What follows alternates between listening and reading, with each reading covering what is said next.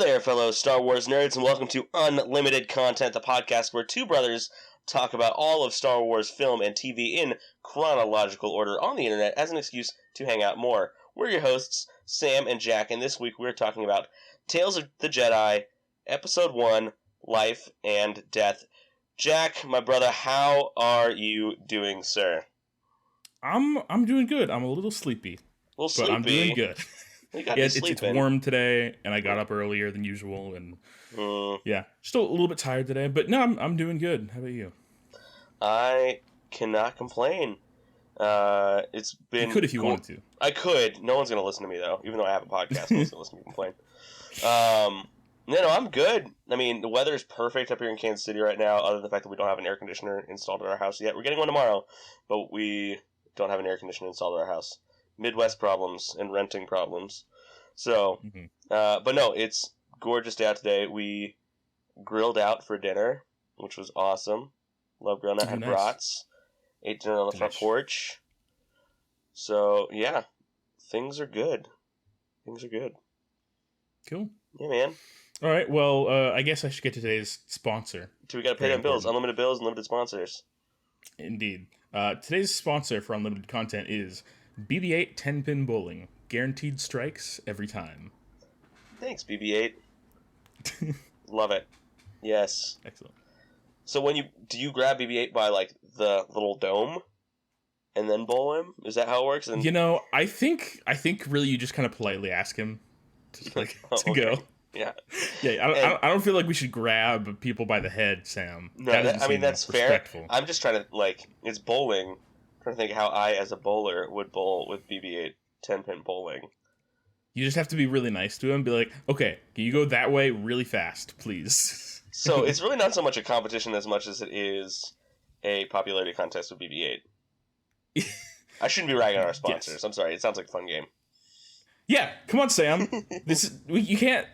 We're doing this for the credits. We can't keep doing the podcast if you diss our sponsors. Yeah, they're probably not. I can't edit that out. This is live. We'll do it live. Yeah. Oops. I'm sorry, BB-8. I goofed. Oh man, Jack, what have you been up to? What have you been doing? What have you been reading? What's new in Jack world? Honestly, not a whole lot since last week. I'm still playing the Resident Evil 4 remake, as I talked about. Excellent game. It's such a delightful game. It's very tonally, it's very B action movie, and the guy you play as, Leon, is very sort of cheesy archetypal action hero, and he's got a one-liner for everything. Yeah, and it's excellent. I've been meaning to tell you, Sarah and I have been watching through the Resident Evil 4 remake playthrough that Jacksepticeye is doing on YouTube. Oh, yeah, cool. And so that's been a lot of fun. So I feel like I've been doing it with you a little bit, just kind of watching the awesome playthrough of. Sarah's doing most of the watching, and I'm usually in the room when it happens. Mm-hmm. So, yeah. But it's a good looking game, a lot of fun, and Leon does have some one-liners. That's for sure. Yes, that's for sure. It's excellent. It's so good. Yeah. And his hair, that's cool. His hair's always perfect. And yes, yeah, I don't know how he does coiffed hair. Yeah, all the time. Yeah. Yeah. Oh man. Let's see. Beyond that, I guess of course we can talk about the new Star Wars stuff that's come out in the last week. We got 3 episodes of new Star Wars content. We did this past week. We got the last 2 episodes of this season of the Bad Batch, and we got a new episode of the Mandalorian. I think they were all pretty great. I think it was a great set of episodes this week. Mando. Super cool. We got to see just all the Mandalorians come together and take back dang, I can't remember the name of what's Navarro. Yes. And they've got their own place now, and the armor was take off your helmet, Bo-Katan, and now they're gonna reunite all the Mandalorians. They're gonna take back Mandalore, and so cool. I don't know if I should trust the armorer. I don't know. Yeah, the armor is very mysterious, and it feels like it's not 100% clear where her allegiances lie and what kind of her motives are. Yeah. Yeah. Yeah, I think it's totally possible that she could be like, kind of trying to sabotage things, or like for Bo-Katan or something. But I think it's more likely that she's just being sincere. But maybe that's me being gullible. I don't know. Yeah, I want it to be sincere because I want nothing but good things for Bo-Katan Kryze, because she deserves nothing but good things. Yes. Especially given where she's like what she's been through. But I don't know.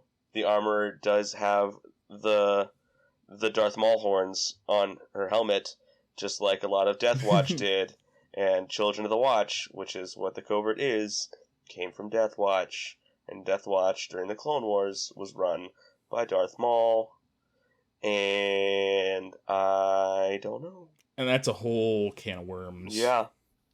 That's a whole bag of beans. Yep. I'm scared. Let's just put it that way. I'm scared. But it's going to be fun. Everything's going to be fine. Yeah. Nothing's ever bad in Star Wars. It's going to be great. Yeah. Do you know how many episodes are left of this season of Mando? 3. There are 8 total. 3? We just watched episode 5. Cool.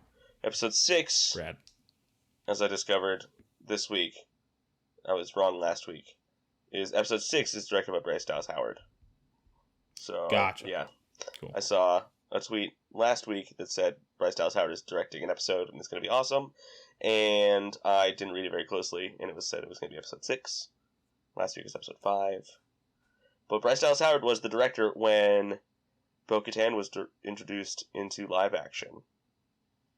Oh, and cool. So maybe we'll get some new fun introductions or something in episode 6. Jack, who would you want to see show up in the remaining 3 episodes of The Mandalorian?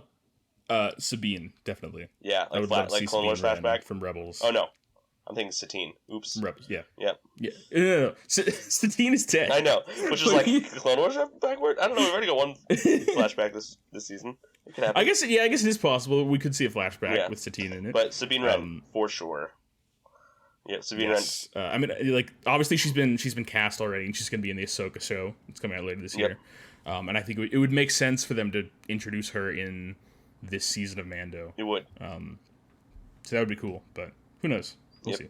I agree. I think Sabine Wren would be great to see show up, especially because we've already got Zeb show up in Mando. Oh my god. Speaking of which, oh my gosh. I gotta gush about Zeb for a second. Like, they did such a good job of making Zeb look good in live action. He looks great. And I was like, as soon as I saw him on the screen, I was like, wait, is that actually Zeb, or is that just another one of his species that, like, and then I heard his voice and I was like, no, that's Zeb. 1,000% Zeb. Zeb is here. Yep. Yeah, I love Rebels so much. And I'm excited to see all these characters come back in in any form, but especially to see Zeb in live action was super, super cool. Yeah, because we've already, even if it was just an incidental thing, I hope they bring him back. Yeah, because we've already seen a couple members of the Ghost show up in live action. We've seen Zeb. Mm-hmm. We've seen Ahsoka, who's just kind of an honorary member. Chopper made a cameo in Rogue One. Yeah, he was like in the background somewhere. And the Ghost was at the Battle of Scarif. Yes. But other than that, and we know that they've cast Sabine and they've cast Hera.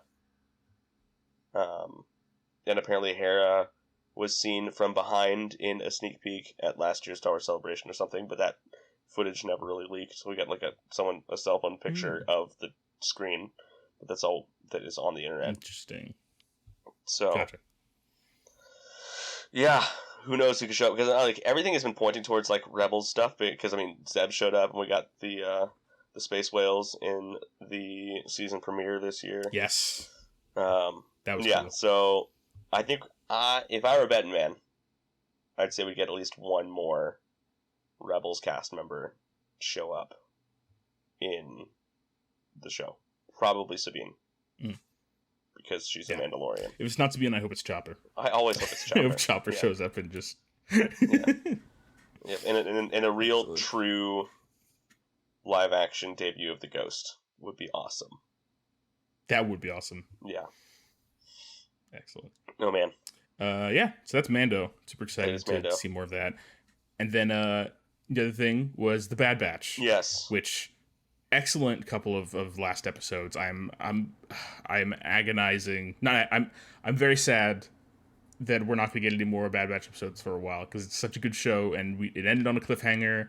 And spoilers for Bad Batch if you haven't watched it yet. Obviously, we spoil everything that has come out in the previous week if you hadn't noticed. So make sure you've watched your stuff before you listen to this podcast. But in the last episode of this season of The Bad Batch, Tech died.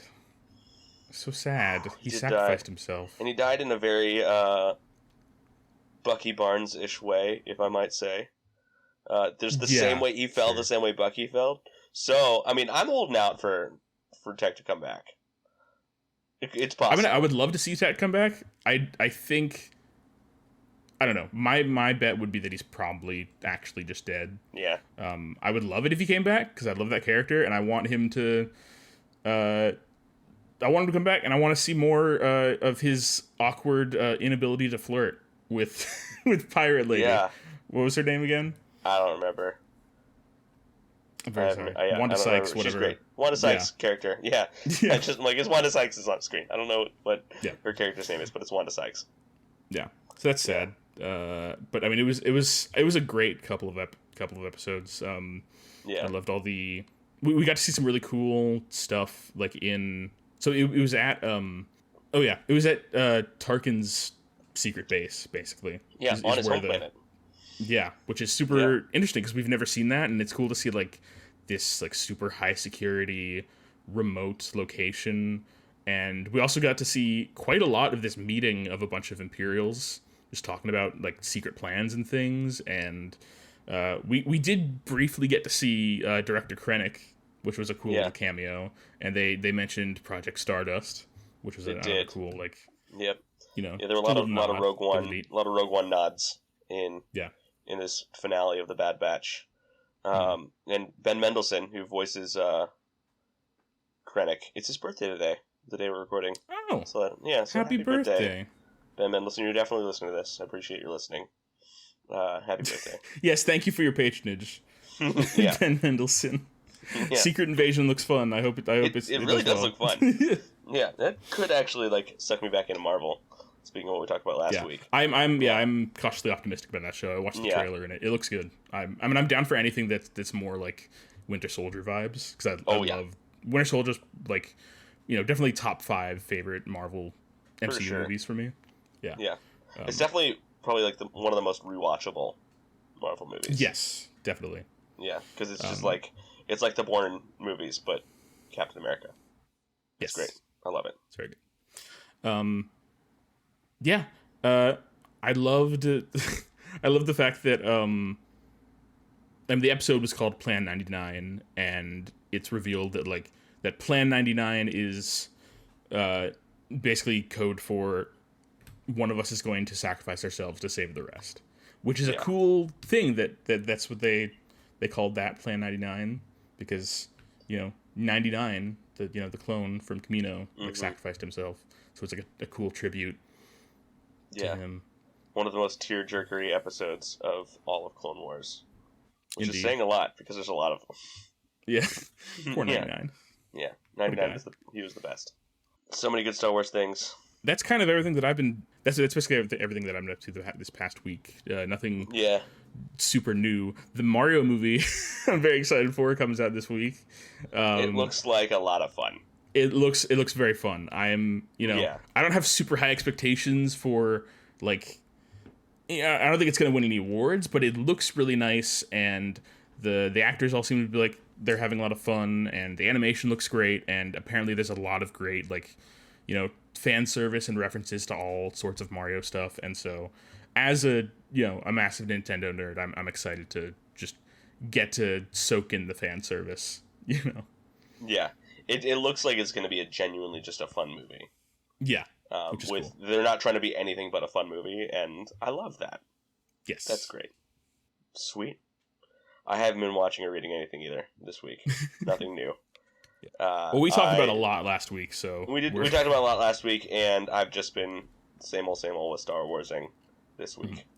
Before we jump into anything else, I forgot to mention at the beginning that starting next week, you can call into the podcast. That's right. Did you know this? You can call into our podcast. I knew this because you told me about it. I did tell you about it 2 hours ago. Yep. So I have set up a Google Voice number. I haven't set up the voicemail yet, but I've set up a Google Voice number where you can call and you can leave us a message and talk to us on the podcast, and we will feature you kind of as a guest on the podcast. The entire idea is that, like, I want you guys to watch along with us. I don't want this to be just us, like, talking about Star Wars and just kind of, like, narrating Star Wars for you, being, like, your podcast version of a Wikipedia article about the episode. But I want this to be a community experience. I want to, like, to have some interaction with you guys. We want to get, like, actual real live guests on a podcast as well. And spoiler alert, we will have a podcast guest next week. I'm not going to tell you who, but it's my wife. Yeah. We've got... What? What? Spoilers! Yeah, so Star Wars everyone, we want to let you know that we're going to watch the episode. If I could speak. I'm excited. I'm sorry. We want you to watch along with us. We want you to... we'll let you know at the end of the episode what we're going to be watching. Or we'll also let you know. Next week we're watching Phantom Menace. Star Wars Episode 1, the 1999 cult classic. The Phantom Menace. So I want you to... Cult classic. The cult classic. Everyone's favorite Star Wars movie. The Phantom Menace. Watch the movie. Share your thoughts in the voicemail. Share your questions, thoughts, comments, concerns. I don't know. But call this number right now. The number is 512-850-6653. Again, that number is 512-850-6653. Call that number. 512-850-6653. What? Is that what you said? I did say 512-850-6653. That's the number. If you don't remember this phone number after we've said it 8 times on the podcast, you've got some memory problems. You do have some memory problems. I'll also say it again at the end of the podcast, just in case. Yeah, so call in. Make sure you get your voicemails in by Monday afternoon to have a chance to be included in that week's episode, because we prep Monday afternoons and we record Monday evenings. It is currently Monday evening at 8:46 p.m. on April 3rd. That's what time it is right this second. So yeah, call ahead. We want you guys to be involved. And we didn't have a voicemail. We had a message from our dad that I wanted to let you know. Yes. So Dad was talking to us. He was texting me and Jack about last week's conversation. We're talking about Crosshair from the Bad Batch, and Dad pointed out that Crosshair is designed off of the actor Lee Marvin, who I, being a millennial, had not heard of before. But honestly. Yeah, so I looked him up. Lee Marvin, he starred in The Dirty Dozen, which I'd heard of that movie before. I'd not heard of Lee Marvin before, but The Dirty Dozen was a direct inspiration for The Bad Batch. So, Dad, you totally called it. That was 100% right. In Dave Filoni's words, The Bad Batch Crosshair was supposed to be The Dirty Dozen meets Clint Eastwood meets clone version of Cad Bane. So, Dad, you hit the nail on the head. Crosshair is modeled after Lee Marvin from The Dirty Dozen. Thanks, Dad. That is neat. Now I need to watch that movie. I know. Need some Lee Marvin in my life. Yeah. So we all need a little more Lee Marvin. Okay, boom. Oh, Jack, you pointed this out to me, that who's Hu Yang, Jack? And what's he going to be in? All right. Okay, so, yeah, first of all, Star Wars Celebration is happening right now, I think. Or it's about to start. I think it's this weekend. But, like, people are already there in England getting ready for the celebration. Yes. Yeah. Yeah, so we're probably going to get a lot of Star Wars announcements and exciting things and trailers and whatnot. That'll be cool, and we'll probably talk a lot about that in our next episode. Yes. Or maybe the one after. I don't know, because we're talking about the Phantom Menace next time, which is a whole dang movie. So, yeah. Who knows? But one of the things that has come out recently is there's a rumor that Hu Yang, who's a character from the Clone Wars, is going to be in Ahsoka, which is super exciting. If you are not aware, Hu Yang is a character from a few Clone Wars episodes. He is a droid, like a really, really old droid who lives on a ship where he helps younglings build their lightsabers for the first time, their first lightsabers, and it's super cool. And he's voiced by David Tennant, and David Tennant won an Emmy for it. And did he really? Yeah, it's just such a super. Yeah, he did. And it's such a super cool, awesome, underappreciated character, I think. And the idea of getting to see him in live action is super awesome. I love a good silly droid. Oh yeah, I love David Tennant, and yeah, he's basically like Ollivander from Harry Potter, but a droid and for lightsabers. Yeah. So it's like Ollivander meets Star Wars meets the Doctor, and it's so much fun. Because he does bring that same kind of energy to that character, of like just kind of whimsy and fun and youthful jovialness. But yeah, a little bit more crotchety, I think, because he's like he's like, I'm too old for this kind of, but there's still a twinkle in his eye. Oh yeah, no, definitely. You can tell there's a twinkle in his little LED light eye, whatever. But yeah, there was a couple things. There was like a rumor that there was a trailer that was shown at Celebration or something that apparently Hu Yang is in the background of something, maybe a trailer that leaked or something. I'm not 100% sure on the details. But then there was also a rumor that there was going to be a new Lego set that is Ahsoka's shuttle, and one of the things it comes with is a little Hu Yang figure, apparently, which I hope that's true because that sounds delightful. Ahsoka's T6 Galactic Camry shuttle. Indeed. Yeah, the very same Galactic Camry is going to be in the Ahsoka show because it's Ahsoka's ship. We love it. Ahsoka drives a Camry. Excellent. It's great. Yes. It's great. Oh, man. Yep. So, very, very excited. We love when Star Wars merch accidentally spoils surprises from Star Wars projects. It happens to Marvel, too. Oh, yeah. We love it. I mean, but it's just like that's where a lot of the rumors come from is like someone leaks merch. And that's how you find out, like... Yeah, a Lego set. Yeah, set or an action figure or something. But yeah, that's exciting. Another exciting thing that's coming out that I mentioned before, but they released a couple of the shorts, is Star Wars Young Jedi Adventures, the Disney Junior Star Wars show, which I am unironically excited about. What me and my daughter watched the first several shorts, the first like 3 or 4 of the shorts. They're adorable and fun. We got Yoda's in there, and there are 3 Jedi Padawans. One of them is like a little blue Ewok-looking thing that talks like a Wookiee. And his name is Nubs, and he's adorable. He just looks like a little blue teddy bear that is Force sensitive, and he's the best. But it's a lot of fun. Amazing. So, yep. Really excited about that show. He is basically a Jedi Care Bear that talks like an Ewok. Excellent. But is also a toddler. But yeah, so here we go. That's that. Excellent. Anything else before we jump in, Jack? I think that's basically it. But before we jump in, I do want to let you know that for the first time today, if you want to stick around after we talk about the show in our main segment, we're going to have a little mini game. What? After our main segment. Yeah, this is something I've been wanting to do for a while. I thought it would be fun to just have like some little mini games, some trivia things. So I've got something planned for later for us to do. And I hope it's a fun time for everybody. You can play along at home and see if you can guess correctly. Ooh. Fun. But yeah, that's what we got going on. Are you ready to talk about Tales of the Jedi Episode 1, Life and Death? Dude, so ready. All right. So, Sam, where does this episode take place in the timeline, approximately? Approximately, it takes place, I want to say between... I wrote it down, but I'm looking at the wrong set of notes. Between 36 and 35 years before the Battle of Yavin. Indeed. So this is the furthest into the timeline. Naturally, that's how this podcast works, that we've been thus far.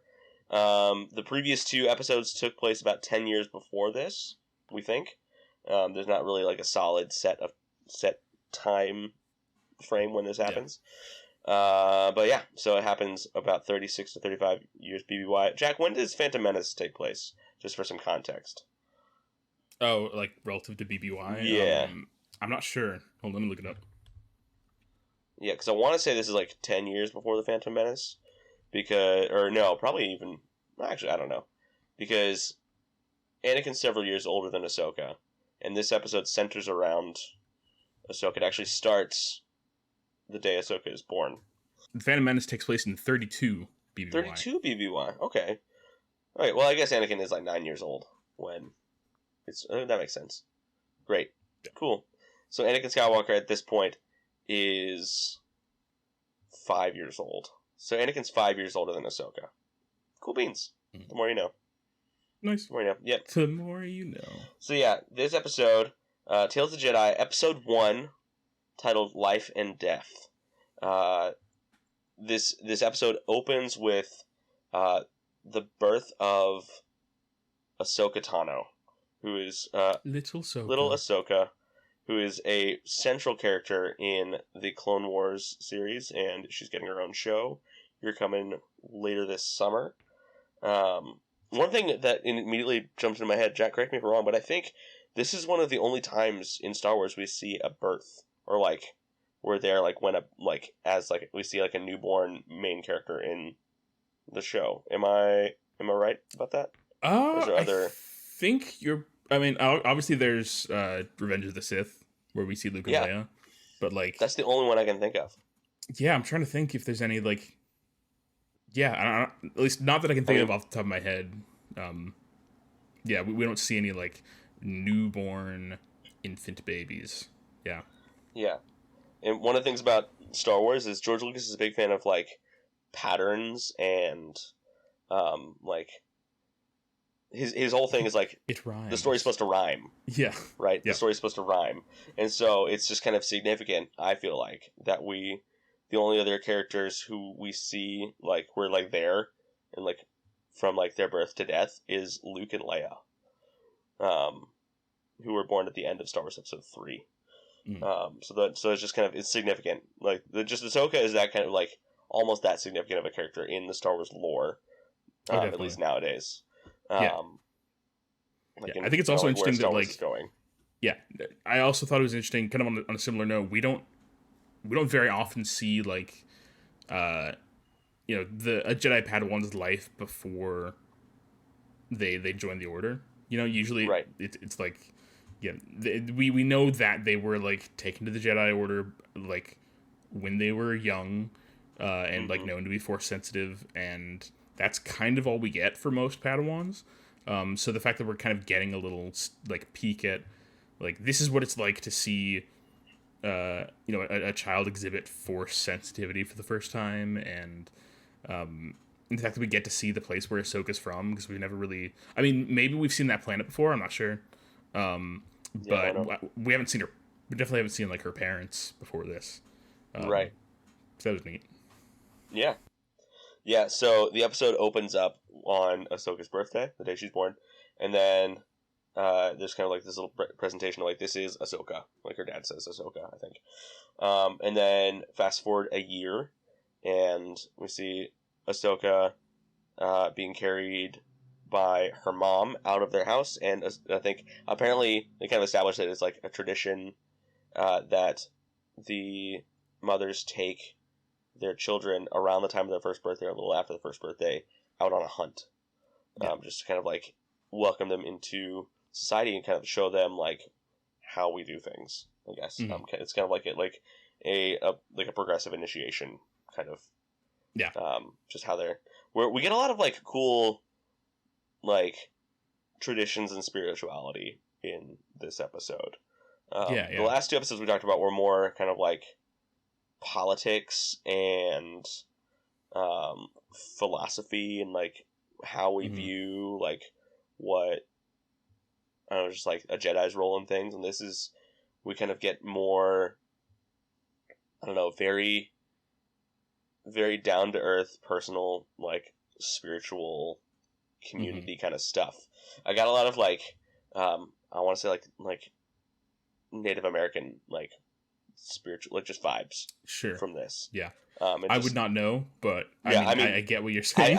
I don't claim to be an expert. That's just me as a white dude from suburban Dallas, Texas. That was my vibe. Yeah. Speaking of being a white dude from Dallas, when the like when the elder when they're about to take Ahsoka on her first hunt, the elder walks up and then like takes out this powder, this dust, and kind of marks her on the forehead with it, and that made me think of the Lion King when Rafiki does it. Yeah. So that was my touchstone for that moment.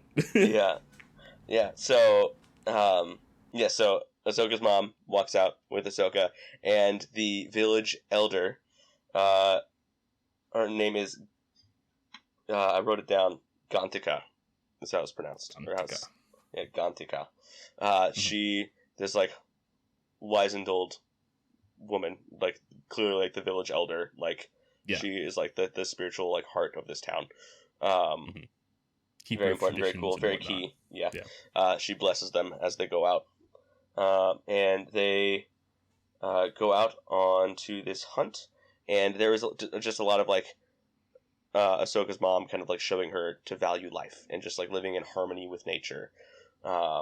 And like I wrote down a couple like really good quotes from like just what Ahsoka's mom was saying. So like, everywhere there is life, value it. And you must face death, Ahsoka. Do not fear it. So just this like very much living in harmony and in balance with life and just the inherent value of life. And also just the naturalness of death. Just this very kind of like just grounded in just like what's around them. Yeah, I very much. Yeah, it felt very much like she was trying to establish like we have a respect for life and for death. In equal measure. Like the idea that they're going out on a hunt, and she shoots this this like bipedal goat looking thing. I don't remember what they're called. It was I wrote it down. What was it called? A Kaibuck. Kaibuck, yes. Yeah. She shoots the Kaibuck and walks up to it and is clearly very like thoughtful and respectful, going up into it and kind of pensive, almost prayerful. Like I like the idea that this society clearly values, like, they see hunting as a way of survival and a way of being part of the world, and it's a part of the way of things, but it's still important to be respectful and thankful to the nature that is provided to you.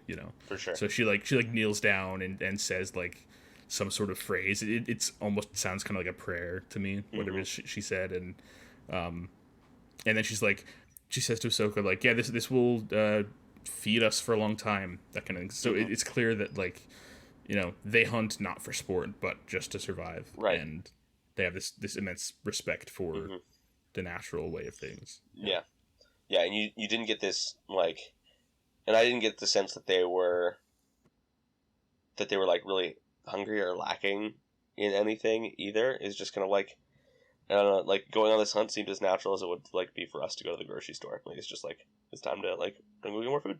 We're gonna get it, and we're very like respectful and not like making a big. I don't know. I too pray every time I go to HEB. Yeah. I mean, if I had HEB up here, I would as well. Man. Yeah. You should. I should. I mean, we have Aldi, which I love Aldi, but I've never been to an Aldi. It's nice. I think we have at least one down here. Don't forget to bring your quarter if you go to Aldi, and you bring your own bags. Quarter? Yeah, to get the shopping cart, you have to like put a quarter in, get a shopping cart, and you get your quarter back when you put the shopping cart away. Oh, huh, interesting. Yep, that way people actually like put their stuff away where they're supposed to. So you always get your quarter back. So. Smart. Yep. Gotcha. So, yep. Anyway, grocery stores, hunting.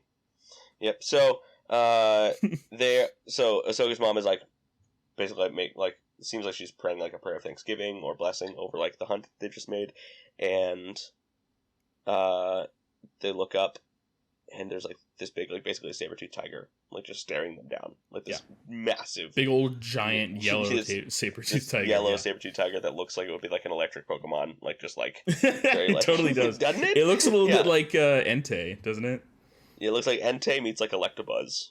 Yeah, exactly. Yeah, that was the vibe I got from it. Yeah.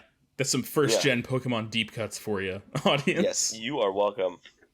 Wait, is Entei first-gen? Entei's second-gen. Second. Anyway, it was Gold, early, baby. is the point. Yeah. I think it was still... was it technically the 90s? No, it was pre-9/11, but not the 90s.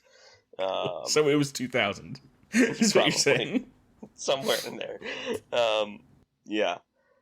Oh, man. I'm old. Anyway, so the saber-tooth tiger, she fights off the saber-tooth tiger. Ahsoka is just, like, vibing. Like, not, like, even, like, bothered by the fact that her mom is fighting off a saber-tooth tiger, like, 3 times her size, and it's, like... she chill. Which is super chill, which, like, I think was, like, kind of our first hint that, like, Ahsoka... There was something different about Ahsoka.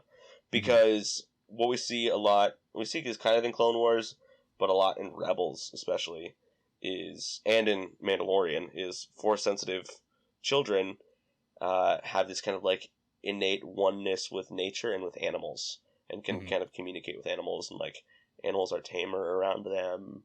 That's kind of, like, the sign of, like, somebody who is strong on the light side of the Force, is they are in tune with nature. Yeah. We see that a lot with, in Rebels, Ezra has a pretty deep connection with animals, typically.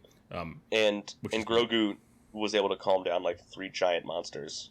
Like, we got the Mudhorn that Grogu was able to, like, kind of, like, levitate and, like, not really calm down, but, like... Yeah, that was just, like, stop, like, levitating. I'm gonna throw you. But there was another one, I don't remember, but Grogu has shown... Yes. Similar things. So I was like, oh, we saw that with Ezra. That's cool. But yeah, so Ahsoka's mom fights back this saber-tooth tiger, but the saber-tooth tiger scruffs Ahsoka by the back of her collar and runs off with Ahsoka. Yes.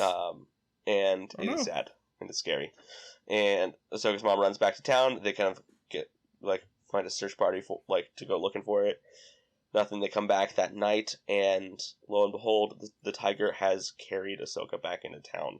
And this is after we kind of seen, like, the tiger, like, bring Ahsoka back to its den, and it growls at Ahsoka, and Ahsoka puts her hand out and just kind of boops it on the nose. And it, like, calms down, and then Ahsoka booped the snoot. Yeah, Ahsoka booped the snoot. Ahsoka boops the snoot, and it gets, like, rides this thing back into town. And again, she's just chill the whole time. She's super chill the whole time. Never, not even a frown. She's either asleep or giggling the entire episode, which I wish all toddlers were like that. Sorry, Marion, you're not like that, but it's okay. It's all right. We'll get there. But yeah, so Ahsoka tames this tiger with the Force as a 1-year-old, which is nuts. His brother back into town, and then as they come back into town, everyone sees the tiger coming back into town, doesn't see Ahsoka, and they all have their blaster rifles aimed at this tiger. And Gantika, the village elder, gets them to put down their weapons because she is the first one to see Ahsoka on the back of this thing. And Mom runs up, scoops Ahsoka, and it just... And there's this moment of, like, they almost like bow to each other. The tiger and Ahsoka's mom. There's this moment of, like, respect and, like, mutual, like, okay, we've come to a peaceful resolution here where we have an understanding, I guess. Yeah. And just kind of like the final, like, the way the episode ends is Gantika says, like, Jedi. Ahsoka is Jedi. It was basically just, like, Gantika pointing out the fact that, like, Ahsoka is Force sensitive, and that's, like, how she was able to like do all this, and that's how the episode ends. And that is episode 1 of Tales of the Jedi. Yay! So yeah, nice little episode. Short, sweet, very nice, very cool to kind of see that kind of, like, rootedness and groundedness of Star Wars, because a lot of times we see there's either, like, political intrigue going on, or we get like explosions, or like deep Jedi spirituality, mysticism kind of thing. And this is just kind of very human. No, they're not human, but very human. Yeah, they're Togruta, but indeed, right? Is that right? Okay, that's correct. Yes, yeah. You got it. Species that Ahsoka is a Togruta. But yeah, Jack, what was your favorite part of the episode? I mean, honestly, it's hard to like.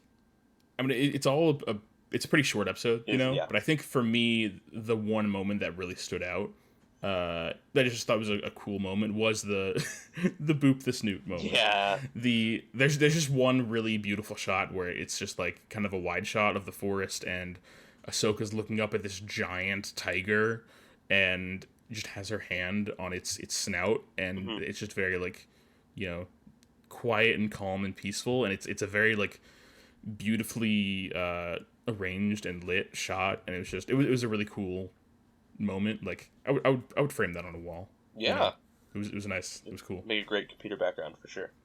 It's just very very like idyllic looking. I love that. I'd have to say that's probably like that is probably my favorite part as well. That, or just like Ahsoka giggling whenever she's, because like when they're walking through the forest, and Ahsoka's mom is kind of like talking about like their like respect for life and just kind of like the balance of all these things. She's also like taking her hunting rifle and hitting these giant dandelions, and they're exploding, and Ahsoka giggles, and I loved that. It was cute. It was adorable. Yeah. I'm a dad, and that just kind of hit me in the dad heartstrings. So I love that. But yeah, either one of those two, just Ahsoka being cute, was probably my favorite part of this episode. Excellent. Yeah. Yes. Oh, I did want to mention one other moment that I loved. Yes. As you know, I love a silly little droid. I love a silly little robot guy. Was there a silly little droid in this episode? There was at the very beginning, Ahsoka's dad, I think, or somebody anyway, is roofing, is like putting roof shingles on one of their huts, and there's a little droid that has like spindly little legs and like a little like platform that where he holds things for you. It was like a little roofing helper droid, and I loved him. We only saw him for like a couple shots, but I can't miss an opportunity to point out a new little droid friend. Yeah, Jack. Anyway, who's your MVP for the episode? Okay, well, I'm not gonna say the silly little droid as much as I want to. I'm gonna say, I mean, Ahsoka's mom. I feel bad because I can't remember her name. She has a name, and they do say it. Yeah, I forgot to write it down. I think it's Pavti. That sounds right. Like that sounds right. Anyway, yeah, I think it's cool. We don't get to see a lot of like. We don't get to see a lot of women in Star Wars a lot of the time, and B, we don't get to see a lot of like, mother figures. Right. And I think it was just really cool that we got to see, her like go out into the woods on this hunt with Ahsoka, and honestly, the moment that stood out for me with her was just like the moment when they first encounter the big old saber-toothed tiger, and she's like, she's staying very calm and like trying to figure out how do I approach this as it approaches them, and then she literally roars at it. Yeah. And it was like, oh, that's awesome. She roars at it to intimidate it just long enough so she can like run up and grab her rifle, and then there's like a fight and she's rolling around, and I'm just like, yeah, that's a cool mom right there. That's a cool character. That's cool. So yeah, I would say she's my MVP. Yeah. She's my runner-up for me. I think Gantika is like the village elder lady. She, I think, just I don't know. I love it. I love spirituality in Star Wars. I mean, I studied theology in college, and I love, and I do church work now. And I'm always kind of like my little theology nerdy ears kind of prick up a little bit every time I hear like that kind of thing. So I don't know. I appreciated it. Real House, yeah. Yeah, so it's good. I like it. But cool. Yeah, I did look it up, and it is Pavti. I did actually get it right. Okay. So. Do we get a name for the droid? Give me 1 second to see if I can. Okay. Yeah. Well, Jack's doing that. No additions this week to the main character kill count. We're keeping a running total of a body count of what the main characters have killed throughout. So far, it's just Mace Windu with 1. But no one died this episode, and no main characters were doing any of the killing. Ahsoka, being 1-year-old, probably wasn't going to do any killing, and this episode is kind of more centered around how Ahsoka didn't die rather than did any killing. Yeah. I mean, to be fair, you also wouldn't expect a 1-year-old to be able to tame a giant saber-toothed tiger. That's true. So that's true. Anything's possible. Anything is possible. No Wilhelm screams. Sad. Maybe next time. Definitely next time. it would definitely feel out of place in this episode. It would. In this particular episode. Would. But in the Phantom Menace, I'm so excited. We'll see how many Wilhelm screams in the Phantom Menace. Jack, how does this make Star Wars better? How does this episode of Star Wars make all of Star Wars better? I think, in the ways that we kind of talked about, we got to see more, like, a bit of spirituality. We got to get, this particular group of people, this race of people, like, get to see a little bit of their culture. We got to see some of Ahsoka's background, which is cool, because Ahsoka becomes such an important character later. And it was a nice episode. It wasn't like there weren't any like huge revelations. It didn't show us anything we didn't really already know, but it was a nice like kind of reminder of the fundamentals of this universe and how like even if not everybody in this universe practices the Force or talks about the Force in the same way that the Jedi do, for example, they all have every civilization, every species in Star Wars has its own kind of spirituality and its own way of interpreting and connecting to nature and the universe. And so that was a cool reminder of that. Yeah, I'm trying to think of other times that we've seen the Jedi noticing Force sensitivity. The images that come to my mind is like our Harry Potter before he gets the letter from Hogwarts that he's a wizard, before he knows he's a wizard. Just like, what are the things that are going on around Harry Potter to like everyone knows like, oh, he's a wizard. Like, what are things that like going on around the youngling that we know that like, oh, they're probably Force sensitive, they're probably a Jedi. Like, we get Anakin in Phantom Menace. Spoiler for next week. He has just like inhuman reflexes, and that's what makes him such a good pod racer. And that was one of the things that pricked Qui-Gon Jinn's ears up for him possibly being a Jedi. And for Ahsoka, it was her in tuneness with nature, like more than just what a 1-year-old should be doing, like be able to, so it's just kind of like we learn more about like kind of like what we've been saying before, just this, what happens before a Jedi goes to the temple, like how do they get from like being in a family to being at the temple, like, and how do they get noticed? And a lot of the times it's just kind of like this, they show these kind of signs of Force sensitivity. So it was cool. Any closing thoughts before we move on to a mini game? I don't think so. Yeah, I'm looking forward to Phantom Menace next week to get into our first like really meaty bit of content here, because the first few episodes that we've watched, the first few bits of content have all been essentially short films. They've been like shorter than a usual television episode, and they've been great. But I'm excited to get to talk about some of the the main characters of the franchise, and I'm excited to get into these movies. Yeah, next week's gonna be a longer episode, so buckle up, y'all. This one is short and sweet, but we got a little game to kind of keep things exciting. I'm very excited to hear what this game's all about. But yeah, next week we're watch the Phantom Menace before next week. Call in with any comments, any questions, any theories that I don't know, concerns. Your MVP. Tell us about who's your MVP? What's your favorite scene? Favorite kind of things. Keep it short and sweet, maybe like 90 seconds tops. 30 seconds probably be better if you want us to actually play it on the show. If it's longer, I'm just going to summarize it and say like, so and so said this. But if you actually want to like your voice to be on the thing, makes sense. Keep it short and sweet. We got bills to pay. We got to keep this interesting. Not that you're not interesting. But we got to keep it interesting for us because we are lame. But yeah, that number again, 512-850-6653. Call in before Monday with your thoughts about Star Wars Episode 1, The Phantom Menace. Do it. All right. Well, without further ado, we've got our first mini game of the podcast. So yeah, I hope this is fun. I'm gonna shake it up each time we do a mini game. I think mini games are something we'll do like every once in a while. Yeah. Like on episodes like this where maybe we've got less to talk about. So yeah, this is a game that to be clear, I blatantly stole this from the Mr. Sunday Movies YouTube channel. They do videos like this pretty frequently, but this is a guess the Star Wars movie based on the Letterboxd review. Ooh. So I went through and grabbed a bunch of Letterboxd reviews. For those who don't know, Letterboxd is a website.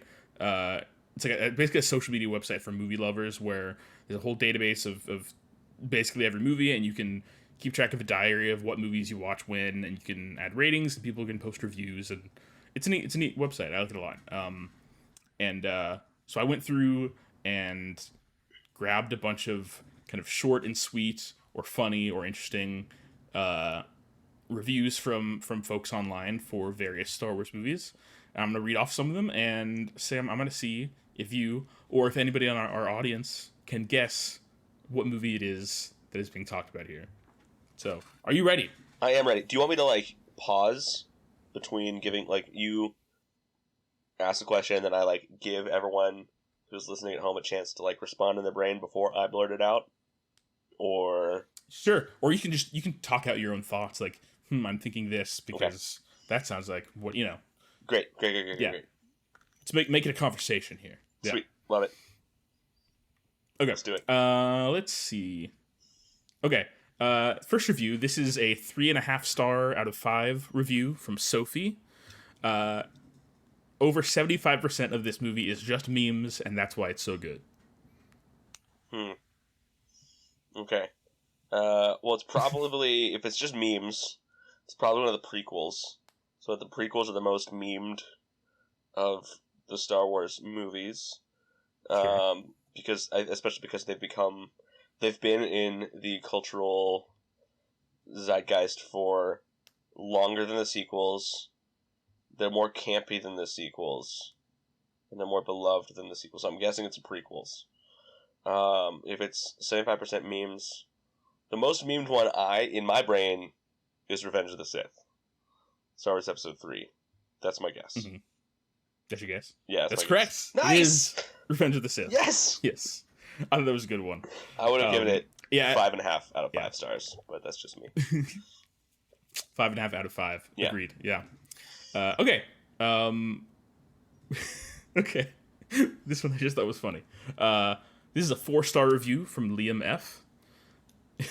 Okay, but how did the Force fall asleep in the first place? They gave The Force Awakens 4 stars? I guess. That's hilarious. Force Awakens, right? Yeah, that is correct. It is. It's The Force Awakens. Yeah. I just thought that was a good one. Yeah. All right, here's another one. This is a 3.5 star review from Jack, not me, somebody else named Jack. An imposter. Childish Gamblerino. Childish Gamblerino. I like that. Well, since it's Childish Gambino, Donald Glover, I'm gonna guess it's Solo. That is indeed Solo. Yes, he plays Lando in the Solo movies. Solo movie. Hopefully, God willing, there is more. We need more. Yeah. I like Solo. I want another Solo movie. Excellent. Yeah, that was a good movie. I like that. It was. Yep. Yeah, we'll talk about it eventually in 8 years or whatever. Yeah. Okay. All right, here's another one. This is a 5-star review from Eliza. Prominently features a romantic melodrama subplot about a budding fascist and a monarch-turned-liberal who will one day be the parents of anti-imperialist revolutionaries. This was my favorite movie when I was 4 years old. Oh, man. How old was Eliza when that movie came out? Let me do math now in my head. So, obviously, it's Attack of the Clones, right? Correct. Yeah. How old is Eliza? Yeah. So, Attack of the Clones came out in 2003? Is that right? Eliza's born in 99. But we don't necessarily know that she saw it in theaters. This could be a youngin'. This could be, you know. We don't know. Eliza could be anybody. Eliza, if you're listening. Eliza from Letterboxd, if you're listening. Tell us how old you are. What did she rate the movie? 5 stars. As she should. Yes. As she should. Known for its dialogue, that movie. Indeed. Great dialogue. Mm-hmm. I love what is it, fascist and a monarch turned liberal. That's hilarious. Yeah. Yes. A budding fascist and a monarch turned liberal. Yeah. She's not wrong. All right. All right. Here's another one. This is a 3.5-star review from Oliver Swift. Thank you, Oliver Swift, for your review. Baby Jabba eats Baby Yoda for breakfast. Baby Jabba eats Baby Yoda for breakfast. What? Baby Jabba. These are just movies, right? Yeah. Okay. These are Star Wars movies. I'm guessing Baby Jabba, Jabba the Hutt. But, like, what? Did Jabba and Yoda ever, like... I'm guessing it's not Jabba, it's not Yoda. Or something. I don't know. This is a stumper. This is a stumper. Oh, man. I'm going to say Return of the Jedi. No, this is the Clone Wars movie. Clone Wars movie. Dang it. Right. Because there was I forgot about that one. The little friggin' baby. Yeah, there's like a little baby hut that they have to like save, right? And they have to, like, get him to zero the hut or whatever, right? It was one of the subplots of that movie. I don't think I've ever seen the original Clone Wars movie. I've seen the Clone Wars show. I heard the Clone Wars movie was bad. And I didn't watch it. We'll get there in a couple months, probably. We will. Yeah, so. For the end of the summer, probably. We'll be watching that. Yeah. But yeah, there you go. Fun. Oh, the man. more you know. The more I know. Okay, well, since you haven't seen that one, I'm just gonna read off this other review that I have of it. By Jeffrey Jar. This did not have a rating on it. I just thought it was funny. This is, ha ha ha, Obi-Wan commits a war crime less than 20 minutes into this movie. Which is correct. Yeah. Okay. All right, let's do a couple more. Okay, here we go. This is a 5-star review from True. Yoda just being a silly little guy changed cinema forever. He did. He really did. Empire Strikes Back. I feel like that's accurate. Empire Strikes Back. Empire. Yeah. Good. Man, I remember when I first guy. rewatched that. Yeah, when I didn't see. I mean, I saw Empire growing up. Obviously, we watched on VHS, but like for a long time, I didn't go back to that movie until I was like in college or high school. Maybe it was high school, something like that.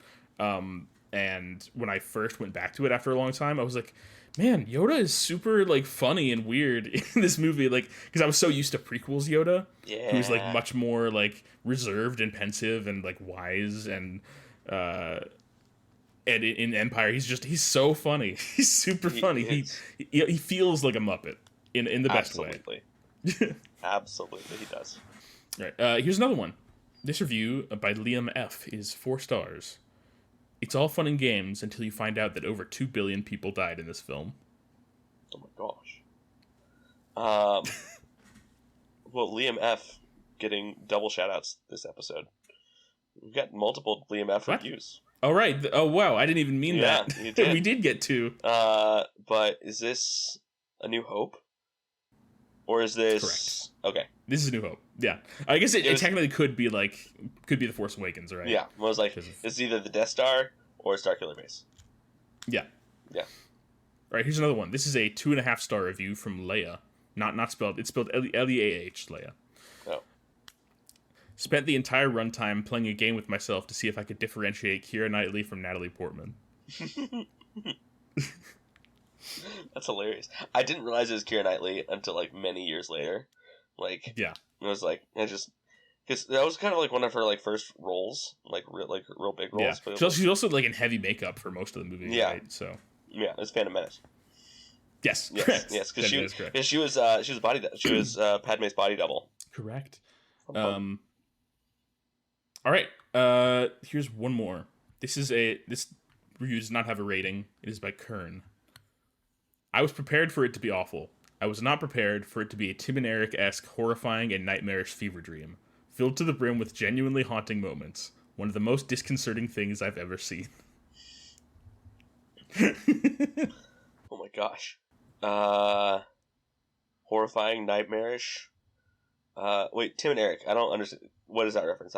I should know that reference. What is that reference? Tim and Eric, they're like a sketch comedy duo. Okay. This kind of like absurd, weird humor. Gotcha. Well, if it's nightmarish, obscure, funny, somehow Palpatine returned, I'm gonna guess it is The Rise of Skywalker. That is a good guess. I like that guess. No, this is the Star Wars Holiday Special. Oh! Oh man, that's hilarious. Yeah, I still think my answer fits, but yeah, no, I can see that. Yeah, Palpatine is just a silly little guy. He's just a silly little guy. Okay, well, that was our first minigame. That was so much fun. You got some number of them correct out of some number of however many. I don't remember how many. Congratulations, did, but Sam. I think I got like 2 or 3 wrong, but I think it was pretty good. Yeah, well. Yeah, did pretty good. Thanks, man. Let us know in our voicemail how well you did playing this game. Yeah. And again, that number is 512-850-6653. That's Jack's personal cell phone number. Yes. And feel free to call in. Leave fart noises on Jack's personal cell phone number. It's not Jack's personal cell phone, it's a Google Plus number. Don't do that. And also feel free, if we said anything incorrect, as we are probably want to do, feel free to also correct us via voicemail. Yeah. Tell us what factoids we got wrong. Feel free to correct Jack. What names we got wrong. I get everything right. I don't know about Jack. I get everything right, so feel free to correct Jack. I'm just kidding. You can correct me. Okay. You're only allowed to correct Sam. So, this is the rule. I've instituted a rule. That's fair. I deserve that. Awesome. Jack Ford. So good. Yes. This is great. Sam Ford. This is great. Buckle up next week. Yeah. Buckle up for some pod racing. Now this is podcasting. Racing. Oh. Now this is podcasting. That would have been another good title for our podcast. Now this is podcasting. That should just be the title for next week's episode. Now this is podcasting. Yeah. So again, join us next week when we will be talking about Star Wars Episode 1, The Phantom Menace, with our first special guest on the podcast. First special guest, my lovely wife, Sarah. It's gonna be great. Yes. And we also have a couple other guests in the future lined up already, so we'll have some other voices on here pretty soon, hopefully. Heck yeah. If, in case you're already getting bored or annoyed with us. I mean, I'm not. I don't know how you could get bored or annoyed with either of us. I know you get annoyed with me, but not bored with either of us. But, yep. Anyway, Jack Ford. It's been great. It's been real. It's been fun. It's been real fun. Indeed it has. Agreed. May the Force be with you all, and we'll see you next week. Bye. Bye, buddy. All right, cut the chatter. Roger, Roger.